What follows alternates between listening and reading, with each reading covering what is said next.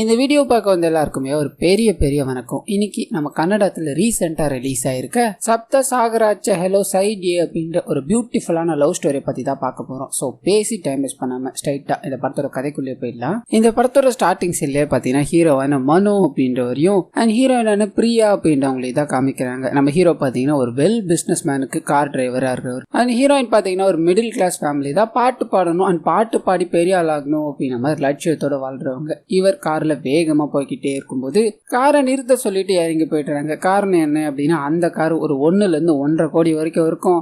மாச சம்பளமே 12,000 மட்டும்தான். அந்த கார் ஏதாவது ஆயிடுச்சுன்னா என்ன ஆகும்னு யோசிச்சு பாத்தியா அப்படின்ற மாதிரி இவர் மேல கன்சர்னா இருக்க மாதிரி இவங்களோட கேரக்டர் காமிக்க அப்படியே கட் பண்ணி இவங்களை டிராப் பண்ணிட்டு இவர் பாத்தீங்கன்னா கார் டிரைவர் ஏதாவது வேலை செய்யறாரு இல்லையா, அங்க போறாரு. அங்க அக்கௌண்டன்டான ரகு அப்படின்றவரு வழக்கம் போல கணக்கு எல்லாத்தையும் தப்பா எழுதிக்கிட்டு இருக்காரு அப்படின்ற மாதிரி பயங்கரமா திட்டு வாங்கிட்டே இருக்காரு. இவர் போனதும் எதுக்குடா லேட்டு, சீக்கிரமா வேலைக்கு வர மாட்டியா, போய் எல்லாத்தையும் தொடச்சு வைன்னு சொல்ல இவர் பக்காவா தொடச்சு வச்சுட்டு இவரோட முதலாளி கார்ல ஏற்றி கொண்டு போக அப்படியே அந்த சீன் கட் ஆகுது. நம்ம ஹீரோ ஒரு சிங்கர் அப்படின்ற மாதிரி சொல்லியிருந்தேன் இல்லையா, காலேஜ் ஃபங்க்ஷன்ல பாடணும் அப்படின்ற பிராக்டிஸ்க்கு ஒரு ட்ரையல் மாதிரி பார்த்துக்கிட்டு இருப்பாங்க. அந்த இடத்துக்கு நம்ம ஹீரோ வந்து கைகள் எல்லாத்தையும் தட்டி அவங்களுக்கு பயங்கரமா என்கரேஜ் பண்ண பாட்டு முடிச்ச கையோட இவங்க வந்து கேட்கறாங்க, எதுக்குடா அந்த மாதிரி பண்ற, இது எதுவுமே நான் பண்ணக்கூடாதுன்னு தான் சொன்னேன்னு சொல்ல இவர் கியூட்டா ஒரு பதில சொல்றாரு, நான் உன் பாடல் கேட்டது எல்லாத்தையும் மறந்துட்டேன், தன்னைத்தானே மறந்து விசில் அடிச்சிட்டேன், என்ன மன்னிச்சிரு அப்படின்னு மாதிரி அழகா பேசிக்கிட்டே இருக்கும்போது இந்த பாடலை பாத்தீங்கன்னா ஒரு மியூசிக் டைரக்டர் கேட்டிருப்பாரு, இந்த ஸ்கூல்ல தான் படிச்ச அப்படின்னு மாதிரி விசிட் பண்ணிருப்பாரு, உங்க வாய்ஸ் ரொம்ப சூப்பரா இருக்கு, டெஸ்ட்டுக்காக ஸ்டுடியோ வரலி வர முடியுமான்னு சொல்லி கார்டு எல்லாத்தையும் கொடுத்துட்டு போக 2 பேருக்கும் பயங்கர சந்தோஷம். அண்ட் பக்கத்துல இருக்க ஹீரோவும்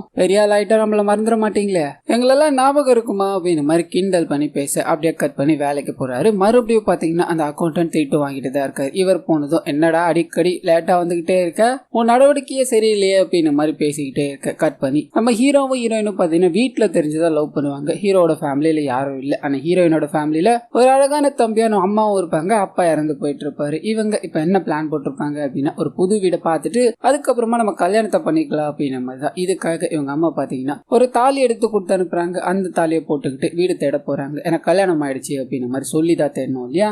நிறைய வீடு பார்த்துக்கிட்டு இருக்காங்க. அதுல ஒவ்வொரு வீடும் பாத்தீங்கன்னா ஒவ்வொரு மாதிரி இருக்கு. அண்ட் ஹீரோயினுக்கு பாத்தீங்கன்னா நல்லா வெளிச்சமா இருக்கிற வீடு தான் பிடிக்கும். இதனால மாத்தி பார்த்துக்கிட்டே இருக்கும்போது ஒரு வழியா போய்கிட்டே இருக்காரு. பெரிய அபார்ட்மெண்ட் எல்லாம் கட்டுவாங்க இல்லையா, அதை பாக்குறாங்க. அங்க போக வேணாண்டா, எதுக்கு தேவையில்லாம அங்க போய் டைம் வேஸ்ட் பண்ணணும்னு சொல்ல ஆசைக்கு அளவில்லை தானே, ஆசை தானே படுறோம், பாக்குறதுல ஒன்னும் தப்பு இல்லை அப்படின்னு மாதிரி அங்க இருக்க ஒரு ரூம் போய் பார்க்க வேற லெவல்ல இருக்கும். அண்ட் எல்லாவுமே பக்காவா இருக்கும். இவங்களுக்கு வீடு ரொம்ப பிடிச்சி போயிருக்கு. அங்க இருக்கிற பால்கனில பாத்தீங்கன்னா நின்று 2 பேரும் பேசிக்க ஆரம்பிக்கிறாங்க, இந்த வீடு நல்லா தான் இருக்குல்ல, இதே மாதிரி சின்னதா ஒரு வீடு கிடைச்சா கூட நமக்கு போதும் அப்படின்னு மாதிரி பிரியா சொல்லிக்கிட்டே இருக்கு. இவர் பாத்தீங்கன்னா ஒரு யோசிக்கிறார், நான் நம்ம வாழ்க்கையை ஃபார்வர்ட் பண்ணி பார்க்கணும்னு நினைக்கிறேன், அதுல என்னென்னலாம் இருக்கும் தெரியுமா அப்படின்னு ஒரு 4-5 விஷயத்த சொல்றாரு. முதல் விஷயம் என்ன அப்படின்னா இவங்க பெரிய சிங்கர் ஆகி எல்லா ஆடியன்ஸுக்கும் பரிச்சயமானவங்க அப்படின்னு ஒரு பேரை வாங்கிட்டாங்க. அண்ட் இவரும் பாத்தீங்கன்னா இவர் ஒரு பிசினஸ் தொடங்கி நல்ல நிலைமைக்கு போயிட்டாரு அப்படின்ற மாதிரியும் இவங்களுக்கு அழகான ஒரு குழந்தை. ஆனா அந்த குழந்தை கூட நம்ம புதுசா ஒரு வீடு வாங்க வந்திருக்கோம், முக்கியமா அது சொந்த வீடு அப்படின்னு மாதிரி இந்த விஷயங்கள் எல்லாத்தையும் இவங்க கிட்ட ஷேர் பண்ண 2 பேருமே ஒருத்தருக்கு ஒருத்தர் புரிஞ்சுக்கிட்டு ஒரு நல்ல வாழ்க்கையை வாழ தயாரா இருக்காங்க அப்படின்ற மாதிரி காமிச்சு கட் பண்ணா ஹீரோயின் பாத்தீங்கன்னா அவங்களோட சொந்த ஊருக்கு போகணும் அப்படின்ற மாதிரி கிளம்பி இருப்பாங்க. அந்த ஊர்ல பாத்தீங்கன்னா பீச் இருக்கும். பீச் அப்படின்னா அவங்களுக்கு ரொம்ப பிடிக்கும். இதனால இவங்களோட காதலன் கிட்ட சொல்லிட்டு வேகமா பீச்சுக்கு கிளம்பி போக கட் பண்ணி ஒரு சின்ன பிளாஷ்பேக் ஒன்று காமிக்கிறாங்க. இவங்களோட அப்பா பாத்தீங்கன்னா அவங்க கிட்ட வந்து நம்ம இந்த இடத்த விட்டு போய் தான் ஆகணும் அப்படின்னு மாதிரி சொல்ல இவங்க பெங்களூருக்குலாம் நான் வரல, அங்க பீச் இருக்காது அப்படின்னு மாதிரி சோகமா உட்காருவாங்க. அப்பா இவங்க அப்பா பாத்தீங்கன்னா ஒரு சங்க கொடுக்குறாரு. அதை காதல வச்சு கேட்கும் போது அலைகள் ஓடுது இல்லையா, அந்த சத்தங்கள் எல்லாமே அதுல கேட்கும். இந்த சங்கு கடலை விட்டு எவ்வளவு தூரம் இருந்தாலும் அந்த சத்தங்கள் இன்னும் அதுலயே இருக்கு இல்லையா, அதே மாதிரிதான் நீயும் அப்படின்னு மாதிரி சொல்லி அவங்கள பெங்களூர் கூட்டு போயிருப்பாரு. கட் பண்ணி இந்த இடத்துக்கு வந்து நம்ம ஹீரோயின் அங்க இருக்க எல்லாத்தையும் பார்த்து ரசிச்சுக்கிட்டு இருக்காங்க. அதே சமயத்துல போன் பண்ணி பேச ஆரம்பிக்கிறாங்க. இந்த இடத்துல எவ்வளவு அமைதியான சத்தம் இருக்கு தெரியுமா, இந்த சத்தத்தை நான் இதுவரை உங்ககிட்ட சொன்னதே இல்ல, ஆனா இப்ப சொல்றேன், நான் உங்ககிட்ட அனுபவிச்சிருக்கேன். இங்க ஒரு வீடு கட்டி சந்தோஷமா வந்தா எப்படி இருக்கும், நம்ம 2 பேருக்குமே கண்டிப்பா அது ஒரு நாள் நடக்கும் அப்படின்ற மாதிரி ரொம்ப அழகா பேசி முடிப்பாங்க. இவர் ஸ்ட்ரைட்டா வீட்டுக்கு போறாரு. அவங்க அப்பா நம்ம ஹீரோயினுக்கு கொடுத்துட்டு போன சங்க பாத்தீங்கன்னா இவர்கிட்ட இருக்கும். அந்த சங்க காதுகள்ல எடுத்து வச்சுக்கிறாரு. அந்த அலையோட ஓட்டத்தை பாத்தீங்கன்னா கேட்டுக்கிட்டே இருக்காரு. அண்ட் ஹீரோயினுக்காக ஏதாவது ஒண்ணு பண்ணணும் அப்படின்றதுக்காக அந்த அக்கௌண்டன்ட் இருக்காரு இல்லையா ரகு, அவர்கிட்ட இதுக்கு அடுத்து நாளே போய் ஆனா உங்களுக்கு பீச் பக்கத்துல ஒரு வீடு இருக்குல்லனா அந்த மாதிரி வீடு கட்டணும் அப்படின்னா எவ்வளவு நான் செலவாகும்னு கேட்க மேலேயும் கீழேயும் பாக்குறாரு. வாங்குற சம்பளத்துக்கு ஒரு காரே வாங்க முடியல, பீச் பக்கத்துல வீடா, போய் வேலையை பாடுறா போடன்னு அசிங்கப்படுத்தி அனுப்பி விட்டுறாரு. கட் பண்ணா இவர் தன்னோட வேலையை பார்த்து காரை தொடச்சிக்கிட்டே இருக்கும்போது இவரோட கேர்ள் ஃபிரெண்ட் பாத்தீங்கன்னா போன் பண்றாங்க. ஊர்ல இருந்து வந்து நான் செம்ம டயர்டா இருக்கேன், படத்துக்கு வருவியா மாட்டியாடா,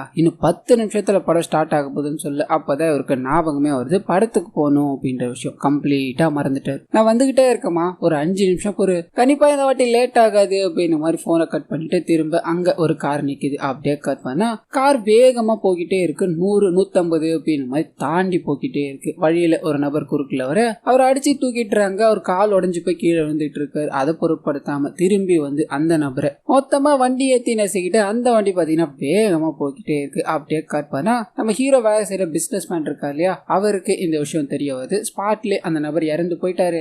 அங்க இருக்கிற சிசிடிவி கேமரா செக் பண்ணி பார்க்கும்போது உங்க வண்டி தான் அங்க கிராஸ் ஆயிருக்கு அப்படின்ற விஷயம். வீட்டுக்கு போனா அப்பதான் அந்த வண்டி யார் ஓட்டிட்டு போனா அப்படின்றது தெரிய வருது. அந்த வண்டியை ஓட்டிட்டு போனது அந்த பிசினஸ் மேனோட பையன் இருக்கார் இல்லையா, அவர்.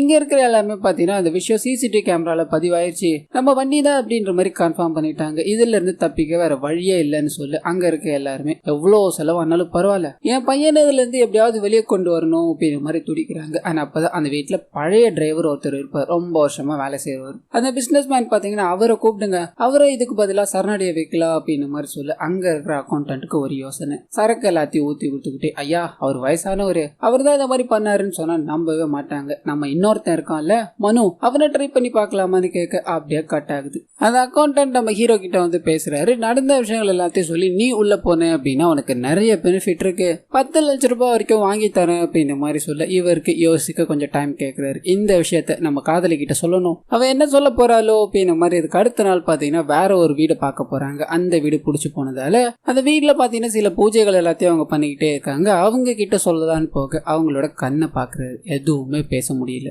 இதனால அமைதியா இருந்துகிட்டே இருக்கு. அவங்களுக்கு ஒரு மாதிரி இருக்கு, என்னடா ஏதாவது மறைக்கிறியான்னு கேட்க, இல்ல உன் கண்ணை பார்த்ததும் எனக்கு எந்த வார்த்தையுமே வரல அப்படின்ற மாதிரி அவங்கள ஆக்ட் பண்ணி கொஞ்சிக்கிட்டே இருக்க. கட் பண்ணி அந்த பிசினஸ் பண்றாரு இல்லையா, அவரையே பார்க்கணும் அப்படின்ற மாதிரி அக்கௌண்டன்ட் முன்னாடி போய் நிறுத்துறாரு. உட்காருப்பா, அவர் எல்லா விஷயங்களையும் விளக்கி இருப்பாருன்னு நினைக்கிறேன், நான் சுத்தி வளைக்காம விஷயத்துக்கே வந்துட்டேன். என் பையனுக்கு பதில் நீ உள்ள போக தயாரா, ஒரு 6 மாசத்துக்குள்ள உனக்கு பெயில வாங்கி நான் வெளியே கொண்டு வந்துறேன்னு சொல்ல இவர் யோசிக்கிறார். 35 லட்சம் கொடுங்க, நான் இதை பண்ணி முடிக்கிறேன்னு சொல்ல இவர் ஒரு மாதிரி மேலையும் கீழையும் பாக்குறாரு. சரிப்பா, உனக்கு நான் அந்த பணத்தை தரேன் அப்படின்ற மாதிரி சம்மதிச்சு ஒரு 3 லட்சம் ரூபாய் அட்வான்ஸா கொடுக்குறாரு. இந்த பணத்தை எடுத்துக்கிட்டு நாளைக்கு காலையில போய் சரண்டர் ஆகணும் அப்படின்ற மாதிரி இருக்கும். இதனால இந்த விஷயத்த பார்த்தீங்கன்னா நம்ம ஹீரோயின் கிட்ட ஷேர் பண்றாரு. பணத்தை கொடுத்துட்டு இந்த பணத்தை வச்சுக்கோ, நான் கொஞ்ச நாள்ல வந்துருவேன் அப்படின்ற மாதிரி எல்லா விஷயத்தையும் சொல்லி முடிக்க அவங்க பயங்கரமா அழுகுறாங்க. இப்படி பண்ணி தான் நம்ம முன்னேறணும் அப்படின்றது இல்ல, அவனை போக விட மாட்டேன்டா அப்படின்ற மாதிரி அழுதுகிட்டே கைகள் எல்லாத்தையும் கேட்டியமா பிடிச்சிக்க. ஆனா இவ நம்ம சந்தோஷமா வாழணும், நமக்கு ஆசைப்பட்ட வாழ்க்கை நமக்கு அமையணும் அப்படின்னா இந்த வாய்ப்பை ஏத்துக்கிறதுல தப்பே இல்லம்மா, கொஞ்ச நாள் தான் பொறுத்துக்கோ, நான் உள்ள போயிட்டு வெளியே வந்துடுறேன் அப்படின்ற மாதிரி அவங்க கிட்ட பொறுமையா அழுதுகிட்டே சொல்லிட்டு அங்கிருந்து வேகமா கிளம்பி போறாரு. அப்படியே கட் பண்ணி அங்க போலீஸ் ஆபீசர் எல்லாம் வந்து இவர் தான் அது தப்பு பண்ணாரு, இவர் என்கொயரி பண்ணிக்கிட்டு இருக்கோம் அப்படின்ற மாதிரி தூக்கிட்டு போறாங்க. இந்த விஷயத்த நம்ம ஹீரோயினோட ஃபேமிலியை பாக்குறாங்க. ஃபேமிலியில இருக்கவங்க அவன் ஏதோ பண்ணிட்டான் விடுமா அப்படின்ற மாதிரி ஹீரோயினை மனசை தேத்தலான்னு போக, ஆனா இவங்க அவர் பண்ண விஷயங்களால பாத்தீங்கன்னா ஒரு மாதிரி அப்செட் ஆகியே கிடக்குறாங்க. ஆனா அதே சமயத்துல நம்ம ஹீரோவை அரெஸ்ட் பண்ணி கூட்டு போனாங்க இல்லையா, கொஞ்சம் கொஞ்சமா ஃபார்மாலிட்டிஸ் எல்லாம் கம்ப்ளீட் பண்ணிட்டு இருக்காங்க. ஆனா அந்த ஸ்டேஜ்ல பாத்தீங்கன்னா ஹீரோ தன்னை பார்க்கணுன்றதுக்காக தன் காதலி வரமாட்டாங்களா அப்படின்னு மாதிரி டெய்லியும் வர வழி பார்த்து நின்றுகிட்டே இருக்க. அப்படியே நாட்கள் போக ஆரம்பிக்குது. அந்த கேஸும் பாத்தீங்கன்னா இன்னும் டீப்பா எடுத்துட்டு போய்கிட்டே இருக்காங்க. இவருக்கு போதிய ஆதாரங்கள் இருக்கு அப்படின்னு மாதிரி சில விஷயங்கள் எல்லாத்தையும் கலெக்ட் பண்ணி கொடுத்துக்கிட்டே இருக்கு. இவரும் பாத்தீங்கன்னா ஜெயில போடணும் அப்படின்ற மாதிரி முடிவு பண்றாங்க. இந்த கேஸ் கம்ப்ளீட்டா முடியல, அந்த ஆதாரங்கள்லாம் வர்றதுல பெண்டிங் இருக்கு அப்படின்ற மாதிரி சொல்லி இவர் அரெஸ்ட் பண்ணி கூட்டு போய்கிட்டே இருக்காங்க. அந்த சமயத்துல தான் தன்னோட மனசை மாத்திக்கிட்டு அவரை பார்க்கணும் அப்படின்ற மாதிரி ஹீரோயின் வந்துருவாங்க. 2 பேரும் ஒருத்தருக்கு ஒருத்தர் பாக்குறாங்க. நம்ம ஹீரோட மனசுக்குள்ள அவ்வளவு கேள்விகள். அவங்கள பார்த்து பயங்கரமா ஃபீல் பண்ணிக்கிட்டே ஜெயிலுக்குள்ள போக அங்கதான் பாத்தீங்கன்னா ஜெயில் வாழ்க்கைனா என்ன அப்படின்றத காமிக்கிறாங்க. உள்ள எக்கச்சக்கமான பாலிடிக்ஸ், பணம் கொடுத்தாதான் நம்ம பாத்ரூம் கூட போக முடியும் அப்படின்னு நிலைமை. இதனால உள்ள போன நாள் பாத்தீங்கன்னா இவருக்கு பயங்கர கஷ்டமா இருக்கு, என்ன பண்றது ஏது பண்றதுன்னு தெரியாம இருக்காரு. அந்த சமயத்துலதான் சோமு அப்படின்ற நபர் இவருக்கு பரிச்சயமாகிறாரு. இந்த இடம் பயங்கரமான இடம், அது கெட்டவங்களுக்கு மட்டும்தான், உன்ன மாதிரி நல்லவங்களுக்காக தான்ப்பா நான் இருக்கேன் அப்படின்னு மாதிரி அங்க இருக்கிற ஒவ்வொரு செக்ஷன்லயும் என்ன மாதிரி எல்லாம் நடந்துகிட்டு இருக்கு அப்படின்றத சுத்தி காட்டிக்கிட்டே இருக்காரு. ஆனா அதுல பாத்தீங்கன்னா பட்டேல் அப்படின்ற ஒரு நபர் இருப்பார். இங்க இருக்கிறதுலே மோசமானவன் தான், அவங்கிட்ட மட்டும் எக்காரத்தை கொண்டு பேச்சுவார்த்தை வச்சுக்காதப்பான்னு சொல்லி அங்க இருக்க எல்லாத்தையும் சுத்தி காமிச்சு முடிக்க கட் பண்ணி நம்ம ஹீரோயினை காமிக்கிறாங்க. ஜெயில இருக்க ஹீரோவை பார்க்கணும் அப்படின்றதுக்காக வீடியோ காலையில இருந்து குளிச்சுட்டு அவரை பார்க்கணும் அப்படின்ற ஆசையில ஸ்வீட்டை சந்தோஷமா செஞ்சு எடுத்துட்டு போக. ஆனா அங்க பாத்தீங்கன்னா அவ்வளோ பெரிய கியூ அண்ட் மக்கள் எல்லாமே அல மோதிக்கிட்டு இருக்காங்க. இதுக்கு நடுவுல எப்படி பார்க்க போறோமோ அப்படின்னு மாதிரி திண்டாடி ரொம்ப கஷ்டப்பட்டு உள்ள போக அந்த கூட்டத்துல நம்ம ஹீரோவை கண்டுபிடிக்க ஒரு 5 நிமிஷம் ஆகி போகுது. எப்படியோ கண்டுபிடிச்சு கிட்ட போய் கைகள் எல்லாத்தையும் தொட்டுக்கிட்டு எப்படி இருக்கு அப்படின்னு மாதிரி சந்தோஷமா பேசிக்கிட்டே இருக்கும்போது எல்லாம் டைம் முடிஞ்சிச்சு உள்ள போங்கப்பா அப்படின்னு மாதிரி கட்டையத்தை அடிக்க ஆரம்பிக்கிறாங்க. இதனால ஹீரோயின் துடிச்சு போய் பார்த்துக்கிட்டே இருக்க அந்த கூட்ட நெரிசல்ல பாத்தீங்கன்னா இவருக்காக எடுத்துட்டு வந்த ஸ்வீட் அப்படியே கொட்டி போகுது. சோகத்துல அங்க இருந்து கிளம்பி வீட்டுக்கு போறாங்க. இவங்களோட நம்ம ஸ்வீட் அவன் சாப்பிட்டானா நல்லா இருந்ததா அப்படின்ற மாதிரி கேட்க இவங்க சோகத்திலே சாப்பிட்டாமா ரொம்ப நல்லா இருந்தது சொன்னா அப்படின்ற மாதிரி பேசுறாங்க. கட் பண்ண அந்த சோமு கூட பாத்தீங்கன்னா நம்ம ஹீரோ வந்து பேசுறாரு. அடி எல்லாத்தையும் வாங்கியிருப்பாரு. இவனுக்கு இப்படிதாயா போட்டு அடிச்சிருவானுங்க, நீ ஒன்னும் கவலைப்படாத, இங்க எல்லாமே பணம் தான். உன் முதலாளி கிட்ட சொல்லி பணத்துக்கு ஏற்பாடு பண்ணு, இன்னைக்கு நைட்டு உனக்கு போன் வரும், நீ விருப்பப்பட்டவங்க கூட பேசிக்கோன்னு சொல்ல அப்படியே கட் பண்ணி அன்னைக்கு நைட்டு போன் இவருக்கு சப்ளை பண்றாங்க. ஆனா என்ன ஒரு 2 நிமிஷம் தான். அந்த கேப்ல ஏதாவது பண்ணணும் அப்படின்ற மாதிரி ஹீரோயினுக்கு போன் அடிச்சு அவங்க கிட்ட நலன் விசாரிச்சுக்கிட்டே நீ வேலைக்கு சாப்பிட்டு சந்தோஷமா தூங்கு அப்படின்னு மாதிரி போனை கட் பண்ண அவங்க போனை கட் பண்ணது பயங்கர சோகத்துல இருக்காங்க. அவரை பிரிஞ்சு இவங்களால இருக்கவே முடியல.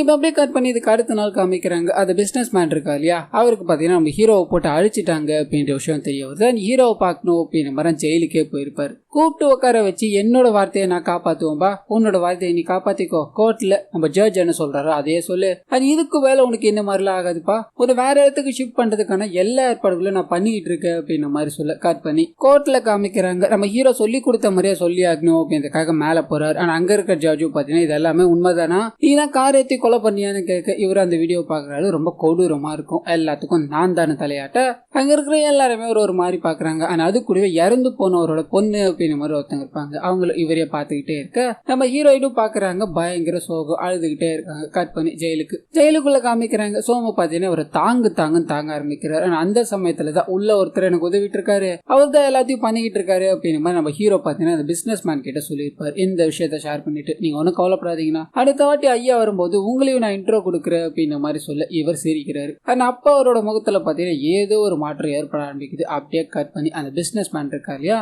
காலையில இருந்து உடற்பயிற்சி எல்லாமே சேர்ந்துகிட்டே இருக்கும்போது பொத்துன்னு மயக்கம் போட்டு விழுறாரு. கட் பண்ணா டிவி நியூஸ்ல எல்லாத்தையுமே பெரிய பிசினஸ் மேனான இவருக்கு ஹார்ட் அட்டாக் ஏற்பட்டு பயங்கர ஐசியூ பிரிவுல இருக்காரு அப்படின்னு மாதிரி நியூஸ் போக ஆரம்பிக்குது. இதை நம்ம ஹீரோயின் பாக்குறாங்க. இவரை நம்பிதான் நம்ம ஹீரோ உள்ள இருக்காரு இல்லையா, என்ன பண்றதோ ஏது பண்றதோ தெரியாம இதை நினைச்சு பயங்கரமா ஃபீல் பண்றாங்க. ஒரு கட்டத்துல தன்னோட அம்மாவை கட்டி பிடிச்சி அழுதுகிட்டே இருக்க கட் பண்ணி நம்ம ஹீரோவை பார்க்கணும் அப்படின்னு மாதிரி ஒரு 2 நாள் கழிச்சு வராங்க. அவருக்கு என்ன ஆச்சுன்னு தெரியல. இவங்க சோகமா இருக்கிறதால என்னமாச்சு எதனால டல்லா இருக்கு அப்படின்னு மாதிரி கேட்டுக்கிட்டே இருக்க இவங்க முதல்ல சொல்ல மறுத்தாலும் ஆனா அதுக்கப்புறமா அந்த பிசினஸ் மேன் இறந்து போய் 2 நாள் ஆச்சு அப்படின்ற விஷயத்த சொல்ல இவருக்கு பயங்கர ஷாக்கு. இதெல்லாமே உண்மைதானா, நீ என்கிட்ட ஒன்னும் விளையாடல, அந்த மனுஷன் ரொம்ப நல்ல மனுஷனாச்சு அப்படின்னு மாதிரி ஃபீல் பண்ணிட்டு நீ ஒன்னும் கவலைப்படாத, அவர் கொடுத்த வாக்க கண்டிப்பா காப்பாத்துவாரு அப்படின்னு மாதிரி சொல்லிட்டு அங்க இருந்து கிளம்பி இவரோட ஜெயிலுக்குள்ள போக அங்க இருந்து சோமு பாத்தீங்கன்னா மொத்தமா மாறி போய் நிக்கிறார். உன் முதலாளி இருக்கிறவளின் தான் உனக்கு மரியாதை, அவனே சேர்த்ததுக்கு அப்புறம் உனக்கு எங்கடா எங்க வேலை, ஒழுங்கு மாதிரிதான் இங்கிருந்து போயிடு, இங்க இருக்கிற எல்லா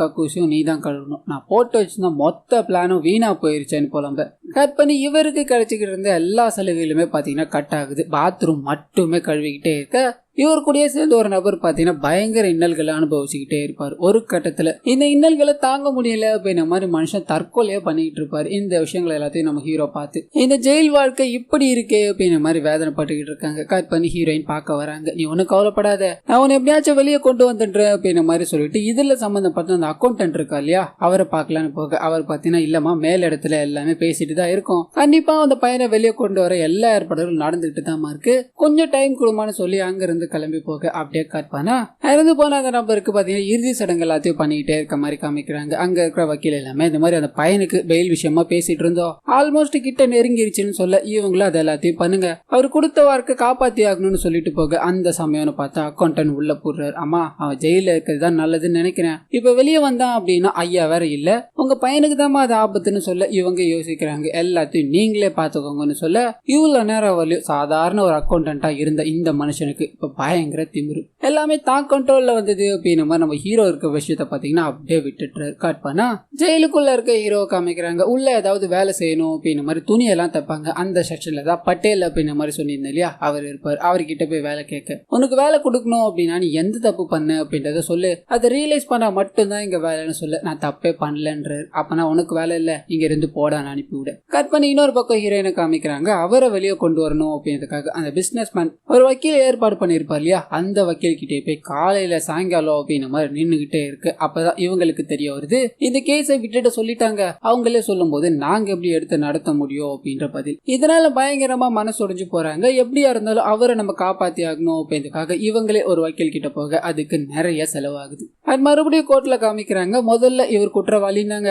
அதுக்கப்புறம் இல்லைன்னாங்க. இப்போ இந்த மாதிரி சொல்லிட்டு இருந்தா என்னங்க அர்த்தம்? அங்க இருக்க எல்லாருமே கேள்வி எழுப்ப அந்த அடிப்பட்ட நபரோட பொண்ணு இருக்காங்க இல்லையா, அவங்களே மனசு உடைஞ்சு போயிட்டுறாங்க. இதுல யார் உண்மையான குற்றவாளின்னு எனக்கு தெரியல, எனக்கு நீதி கிடைக்குமான்னு தெரியல அப்படின்னு மாதிரி ஃபீல் பண்ணி பேச இந்த கேஸை பார்த்தீங்கன்னா தள்ளி போடுறாங்க. ஆனா அப்படியே கட் பண்ணி இந்த சைடு ஹீரோயினே காமிக்கிறாங்க. இந்த கேஸை நடத்தணும் அப்படின்னா நிறைய பணம் செலவாகும் இல்லையா, இதனால கையில காலில் அப்படின்ற மாதிரி இருக்கிற எல்லாத்தையும் விற்கிறாங்க. அண்ட் ஹீரோ கொடுத்துட்டு போன 3 லட்சத்துல வந்து எல்லாத்தையும் எடுத்து அவர் எப்படியாவது காப்பாற்றணும் அப்படின்ற மாதிரி செலவு பண்ணிக்கிட்டே இருக்காங்க. ஆனா அதே சமயத்துல ஹீரோவும் பார்த்தீங்கன்னா உள்ள அந்த துணி தைக்கிற செக்ஷன் இருக்கு இல்லையா, அந்த பட்டையில போய் சந்திக்கிறாரு. நான் எந்த தப்புமே பண்ணலதான், ஆனா என் கழுத்துல இருக்க வேர்வநாத்தத்தை போக்கணும் அப்படின்றதுக்காக ஒரு ஹிட் அண்ட் ரன் கேஸ்ல மாட்டிக்கிட்டேன் அப்படின்ற மாதிரி சொல்லி அவர் வேலையை கொடுக்குறாரு. வேலையை செய்ய ஆரம்பிக்கிறாரு. நாட்கள் போக ஆரம்பிக்குது. இந்த சைடு ஹீரோயின் பணத்தை செலவு பண்ணிக்கிட்டே இருக்காங்க. எந்த இம்ப்ரூவ்மெண்ட்டும் இல்ல. உள்ள ஹீரோவும் உள்ள அவங்களோட நினைவுகளாலையும் வெளியே வந்துட மாட்டோமா அப்படின்ற ஏக்கத்தோடய வாழிட்டு இருக்காரு. ஆனா அப்பதான் பாத்தீங்கன்னா நம்ம ஹீரோயின் டெய்லி வந்து சந்திச்சுட்டு போக முடியாத சூழல் இருக்கும். ஒரு ஐடியாவை ஃபாலோ பண்றாங்க. வக்கீல் மூலமா ஒரு கேசட்டை பத்தினா கொடுப்பாங்க. இவங்க வேலை செய்யற இடத்துல ஒரு ரேடியோ இருக்கும். அந்த ரேடியோல போட்டு கேட்கணும் அப்படின்றதுக்காக ஹீரோ பாத்தீங்கன்னா அந்த கேசட்டை வாங்கி படாத பாடுபட்டு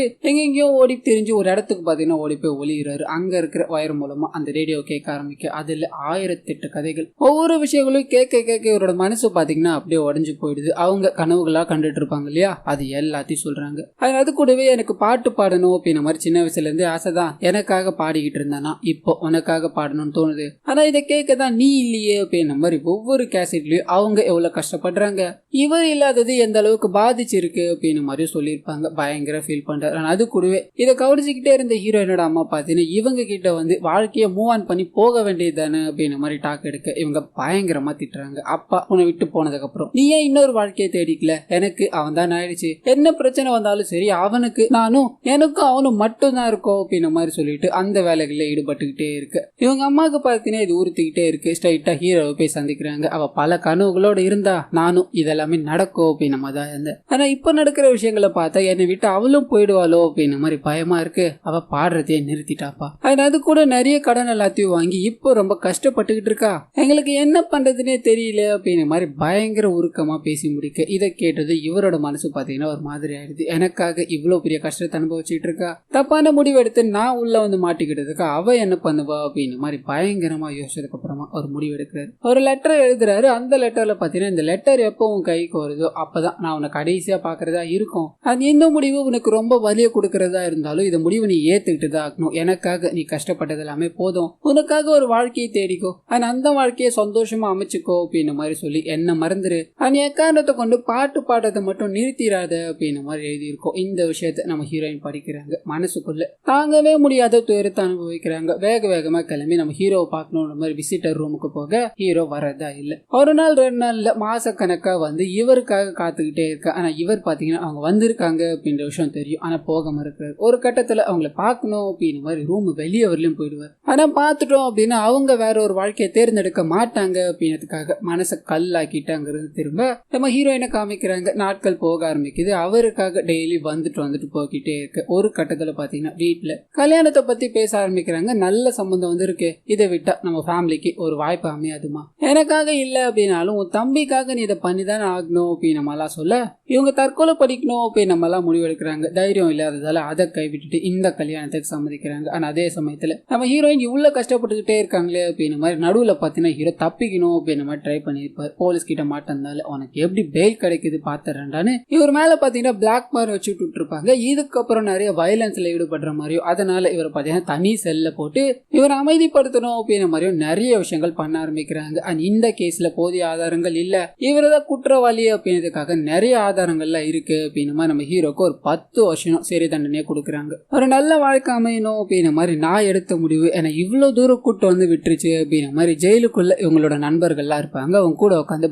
பயங்கரமா அழ ஆரம்பிக்கிறாரு. வெளியே அந்த கல்யாணத்துக்கு சம்மதிச்சிட்டாங்க இல்லையா, கல்யாண வேலைகள் எல்லாம் பக்காவா நடந்துகிட்டே இருக்கு. இதுக்கு நடுவுல ஹீரோவா அங்க ஃபீல் பண்ணிக்கிட்டே இருப்பாரு. அந்த கேசட் எல்லாம் இருக்கும் இல்லையா, அதை டெய்லி போட்டு போட்டு பார்த்து நம்ம ஹீரோயினோட நினைவுகளால பாத்தீங்கன்னா வாடிக்கிட்டே இருப்பாரு. ஆனா அந்த கேசட்டும் இவருக்கு பிடிக்காதவங்க தண்ணியில தூக்கி போட என்னதான் பண்றது அப்படின்ற மாதிரி பயங்கர டிப்ரெஷன்ல இருக்காரு. அந்த சமயத்துல தான் அந்த ஜெயில பாத்தீங்கன்னா ஒரு ரூல் வருது. கார்டு மாதிரி ஒண்ணு கொடுக்குறாங்க. போனை வச்சுட்டு நீங்க வேலை செய்யறதுக்கு ஏத்த மாதிரி தான் இந்த கார்டுல உங்களால பேச முடியும்னு சொல்ல இவர் கைக்கு கார்டு வருது. வேகமா நம்ம ஹீரோயின் வீட்டுக்கு போன் அடிக்க அங்க ஹீரோயினோட தம்பி தான் எடுப்பான். அம்மாவும் அக்காவும் வெளியே போயிருக்காங்க. அக்காவுக்கு கல்யாண ஏற்பாடுகள் நடந்துகிட்டு இருக்கு அப்படின்ற விஷயத்த ஷேர் பண்ண இவருக்கு ஒரு மாதிரி சோகமா இருந்தாலும் இதைத்தான் இவர் ஆசைப்பட்டார் இல்லையா, எனக்காக ஒண்ணு பண்றியாடா, நான் போன் பண்ணேன் அப்படின்ற விஷயத்தையே நீ சொல்லாதரான்னு சொல்ல. ஆனா அந்த பையன் அக்கா ஒரு போன் வந்ததுக்கா அப்படின்ற மாதிரி வாயத்தோ இருக்கிறான். இதை இவங்க கேட்கறாங்க. இது சீன் அப்படியே கட் ஆகுது. கல்யாணம் நடக்கிறப்ப காமிக்கிறாங்க. ஒரு சைடு இவங்களோட கல்யாணம் நடந்துகிட்டே இருக்கு, இன்னொரு சைடு பாத்தீங்கன்னா இது எல்லாத்தையும் ஒத்துக்கவே முடியாம நம்ம ஹீரோ உட்காந்துகிட்டு இருக்காரு. அங்க இருக்கிற சோமுவோட கேங் பாத்தீங்கன்னா அப்பயும் சும்மா இல்லாம ஒரு வெறுப்பேத்திக்கிட்டே இருக்க இது நாள் வரலையும் அடங்கிட்டு இருந்த மொத்த கோவத்தையும் காட்ட ஆரம்பிக்கிறாரு. அந்த சோமுவை புடிச்சு போட்டு பலார்னு அடிக்கிறாரு. அந்த காதை பாத்தீங்கன்னா கையால குத்தி குத்தி காதுல இருந்து ரத்தம் வர ஆரம்பிக்குது. தடுக்க வந்த எல்லாரும் அடிச்சு போட்டுக்கிட்டே இருக்க ஒரு கட்டத்துல சோமுவோட மொத்த ஆளுங்களை வந்து போட்டு அடிக்க ஆரம்பிக்கிறாங்க. ரத்தம் சொட்ட அடி வாங்கிட்டே இருக்காரு.